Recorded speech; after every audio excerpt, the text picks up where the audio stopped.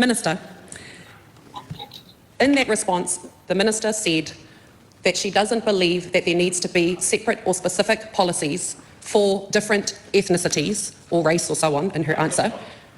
My question to the Minister is, given that Māori make up 2/3 of the children in care, does the Minister not think that it is important to have a requirement on the Chief Executive to look at policies and practices that would reduce those disparities for tamariki Māori? That doesn't exist for everybody else because they do not make up 2/3 of the care system. The Minister referred in her answer, Madam Chair, to reporting on all of these things. But what is the point of having a report if there is no legal obligation on the Chief Executive to actually do something about it? Let's be very clear.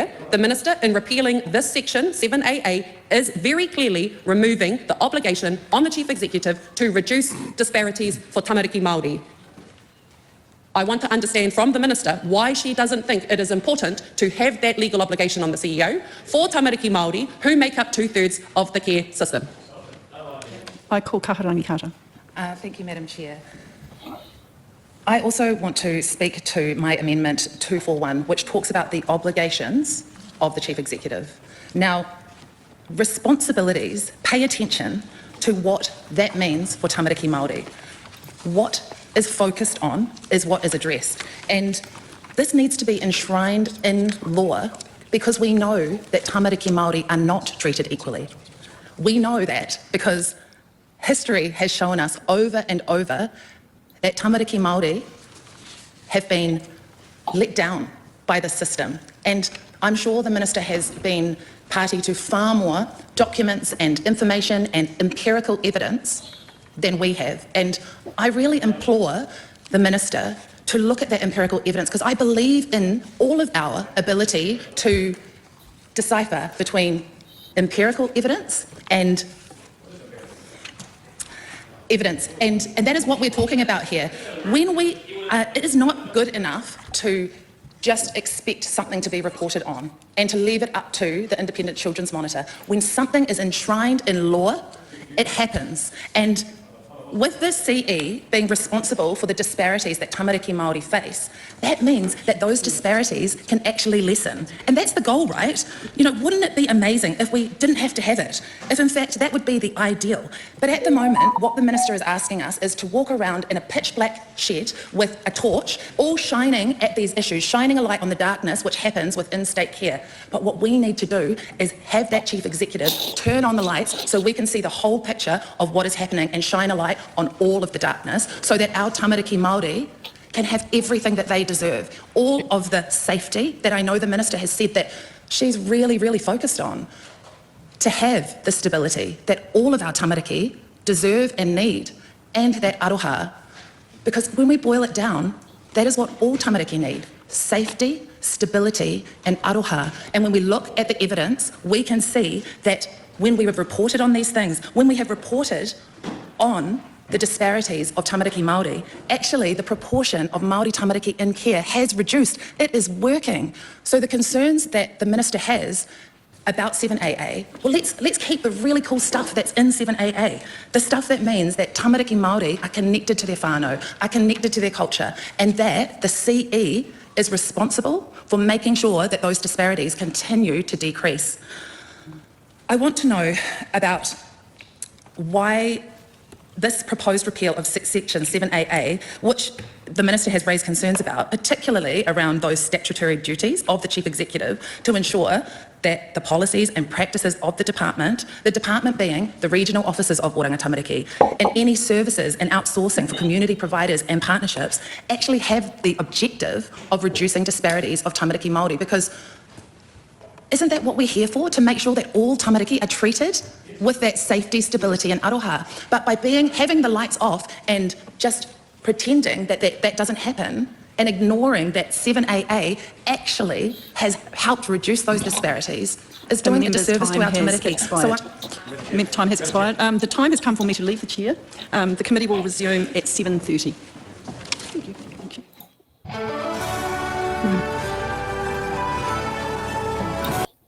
And they're off to dinner. Oh, welcome back, Laura. It's good to see you back. Yes, and my dinner break is now over. I was waiting for that. I'm glad you're back. I guess the same statement I'm making again. What is good for Māori is good for everybody. And Māori never said we just want our Māori children to be looked after and nobody else's kids. Because when we look at a framework of Māori, te ao Māori, that's everybody. We're all in that waka and in that navigation together. Yeah. And if you haven't got a replacement strategy, then what are you trying to do? You don't even know what you're going to measure that against. And second question is, who's the CEO to this lady? Are they friends? Because if you don't want this person to be held accountable with the safety of our children, all of our children in Aotearoa, known as New Zealand, all of our children, are we friends? Is something happening in the background? Have we had coffee? I don't know.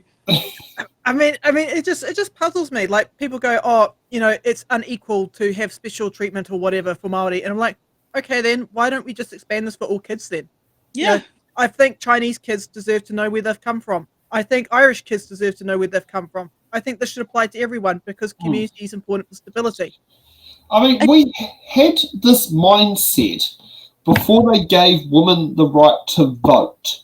So one of the things that came out from there was one of the reasons against giving women the right to vote was we don't want mentally insane people voting.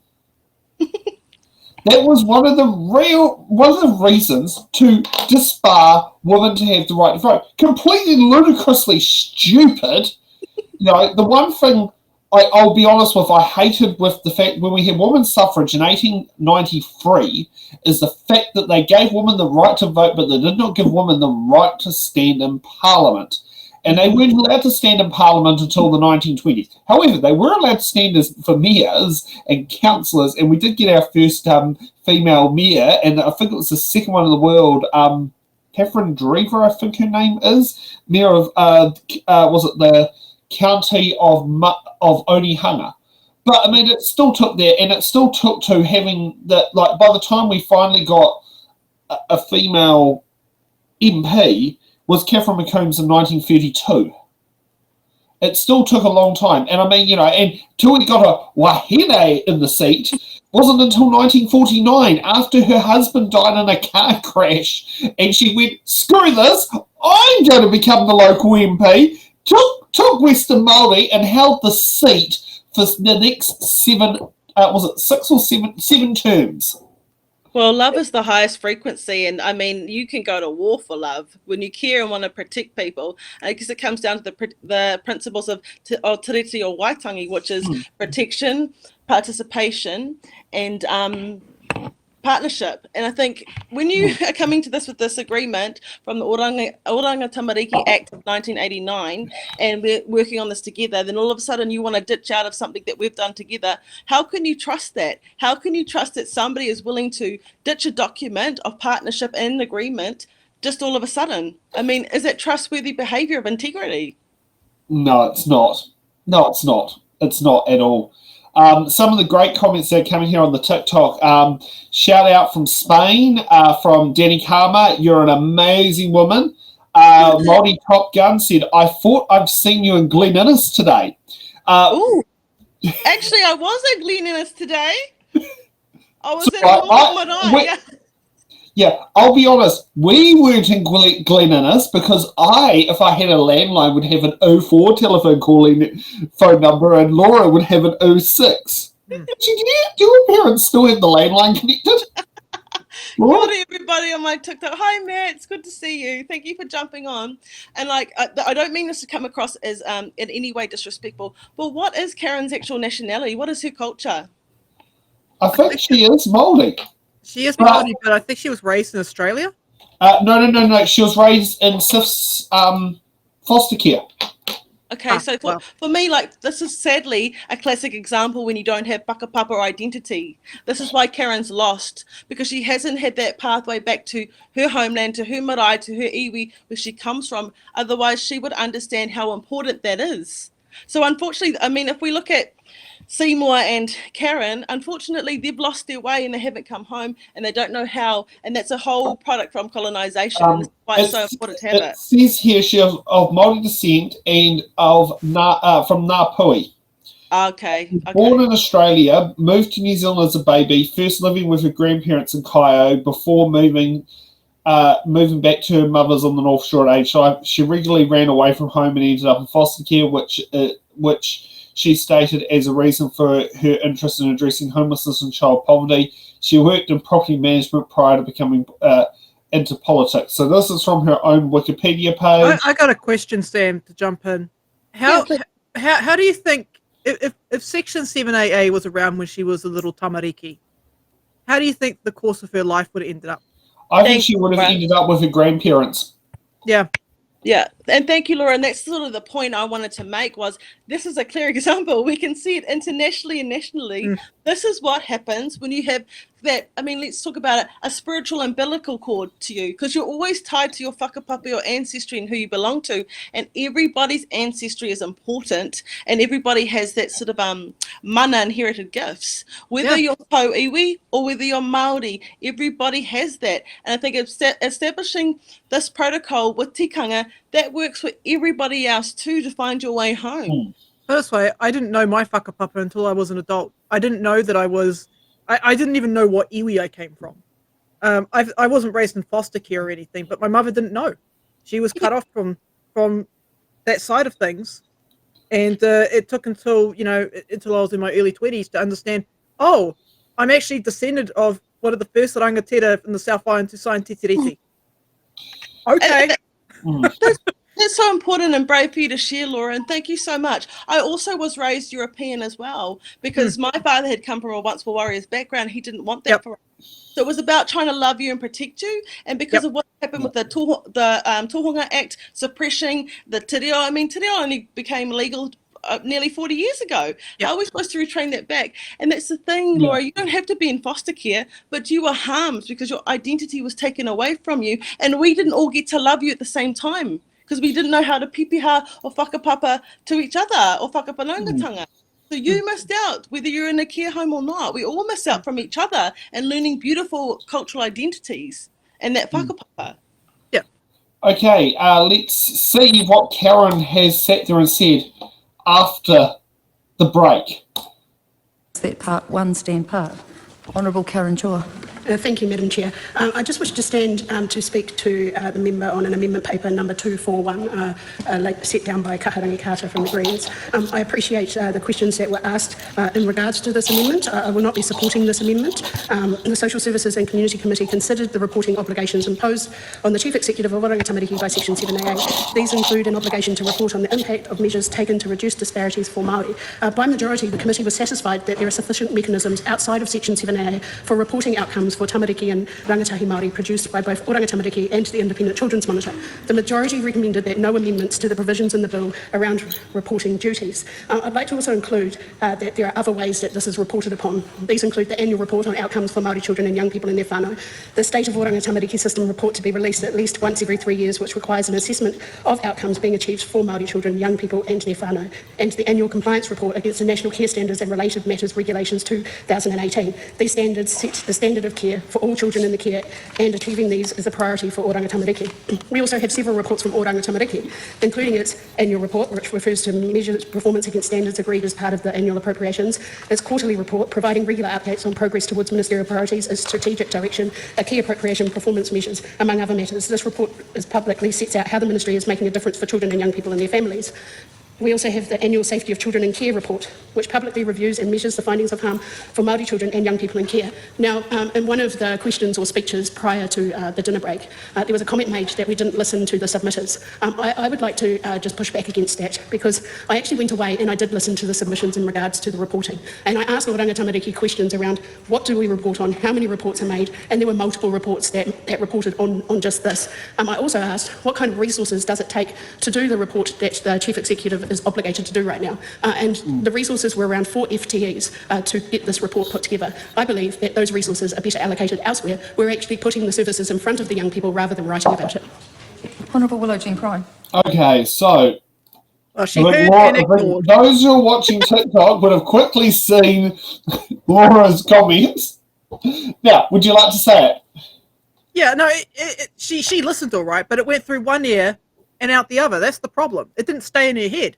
The other problem is that She heard and said, well, I'm going to ignore you anyways, because it doesn't fit with my bias and my life experience. And, I'm the center of my own universe. And look, you can see it in the narrative. She's just repeating herself.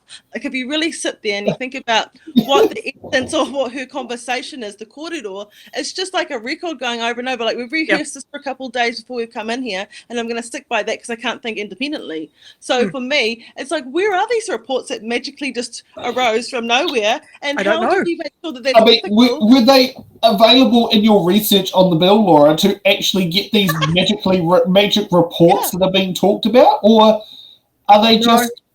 I got access to the regulatory impact statement like everyone else, and it said that there's no evidence that Section 7AA puts kids in harm's way. No, I mean, like, this is... No one talked about these reports in the last government either because they didn't exist. And so if we're not going to hold the chief executive accountable, then we're just going to let our friend do whatever we want, and we're going to make up stuff throughout the way, because who's making sure it's ethical? Who's making sure that in auditing these reports to make sure that this is being measured on the outside level as well, because you have to have something to back up ethicalness, because I mean greed and corruption goes everywhere throughout society. So where is the backup for auditing these, and where do these magical bills or research these come magical thought reports come from? I'm just wondering if I think I know where they are. now I point to my head, but I'm implying it's Karen Charles' head. Yes is where the reports are. And I see her standing there with a talkie, which is a pounamu, a greenstone from Te Wai pounamu down in the South Island. And a talkie is about building relationships. And so to me, it's like such a substandard to have a talkie, a pounamu talkie on your chest saying you want to build relationships, which is part of Te Reo Waitangi of partnership working together, but you're going to wear that, but you're going to say something completely opposite. And to me, that shows how much knowledge Karen has about Te Ao Māori, about her whakapapa lineage. And so why are we trusting somebody who doesn't even know about Te Ao Māori to tell us that we shouldn't have Te Ao Māori? If you don't know what it is, how can you say you can't have it? You haven't really been ethical in your own practice of that. It's not pono, it's not right or true. Yeah, I mean, I hate to say it, Te Ao Māori to her is probably once were warriors. I think Te Ao Māori was... She probably thinks her being dad being Jack the Muss. Yeah. I think Te Ao Māori for her was some Māori guy dumped her and this is what's happened. You know, that's what I feel like. It's just sad to watch. It's like, oh. Thanks for watching. Make sure you're subscribed to our Facebook, YouTube, Twitch, Instagram, TikTok. News got the order, paper.